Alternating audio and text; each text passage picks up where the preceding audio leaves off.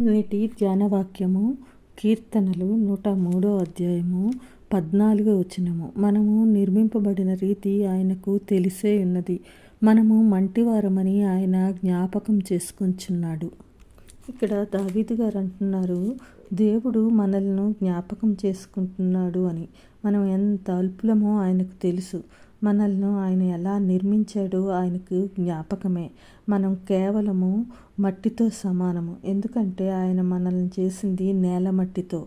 ఆదికాండము 2:7 చూస్తే, దేవుడైన యెహోవా నేల మట్టితో నరుని నిర్మించి వాని నాసికారంధ్రములలో జీవవాయువును ఊదగా నరుడు జీవాత్మ ఆయెను. ఇక్కడ జ్ఞాపకం చేసుకోవడము అన్నది మనం ఆలోచన చేస్తే, మంటివారమైన మనల్నే ఆయన అంతగా జ్ఞాపకం చేసుకున్నప్పుడు ఎంతగా అంటే, యెషయా గ్రంథము 49 అధ్యాయము 15 వచనంలో, స్త్రీ తన గర్భమున పుట్టిన బిడ్డను కరుణింపకుండా తన చంటి పిల్లను మరచునా, వారైనా మరచుదురు గాని నేను నిన్ను మరువను. చూడుము, నా అరచేతుల మీదనే నిన్ను చెక్కియున్నాను. అవునండి, మంటివారమైన మనల్ని ఆయన ఎంతగా జ్ఞాపకం చేసుకుంటూ ఆయన అరచేతుల్లో మనల్ని చెక్కుకున్నారు.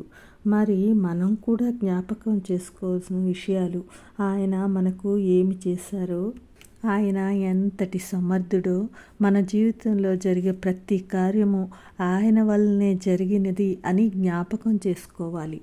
ద్వితీయోపదేశకాండం 8 అధ్యాయం 12 చూసుకుంటే, మోషే ఇశ్రాయేలీయులతో చెబుతూ, నీ దేవుడైన యెహోవాను మరిచి కడుపారా తిని మంచి ఇండ్లు కట్టించుకొని వాటిలో ఉంటూ, నీ పశువులు, నీ గొర్రె మేకలు, నీ వెండి బంగారములు విస్తరించినప్పుడు నీ మనస్సు మదించి దాసుల గృహమైన ఐగుప్తు దేశములో నుండి నిన్ను రప్పించిన నీ దేవుడైన యెహోవాను మరిచెదవేమో. ఆయన చేసిన ఆ గొప్ప కార్యములను, ఆయన చేసిన మేలులను జ్ఞాపకం చేసుకోకుండా, మా సామర్థ్యము, మా బాహుబలమే ఇంత భాగ్యం మాకు కలుగజేసిందని అనుకుంటారేమో. కాగా నీ దేవుడైన యెహోవాను జ్ఞాపకం చేసుకొనవలెను.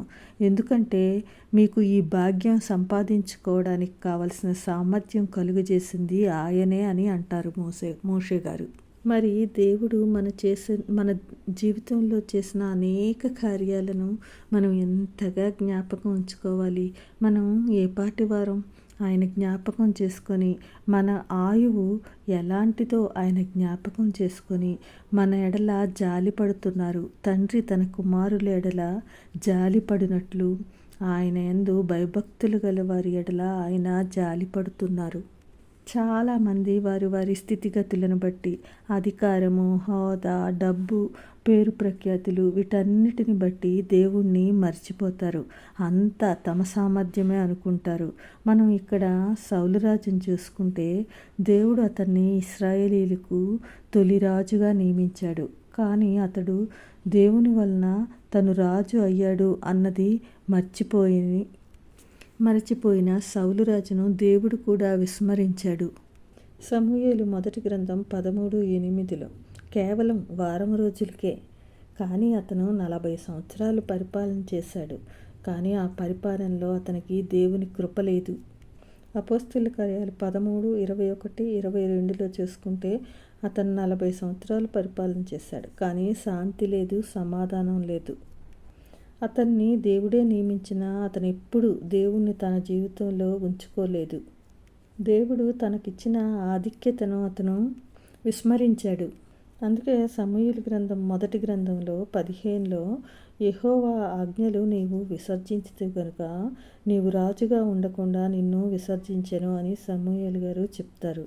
కాబట్టి ఏది మన గొప్పతనం కాదు, ఏది మన సామర్థ్యం కాదు అని తెలుసుకొని, మనకున్న సమస్తం ఆయన ఇచ్చినవే అని అనుకున్నప్పుడు, మనం కూడా దావీదులాగా, నా ప్రాణమా యెహోవాను సన్నతించుము, ఆయన చేసిన ఉపకారములలో దేనిని మరువకము అని చెప్పి ఆయన్ని స్తుతిస్తాము.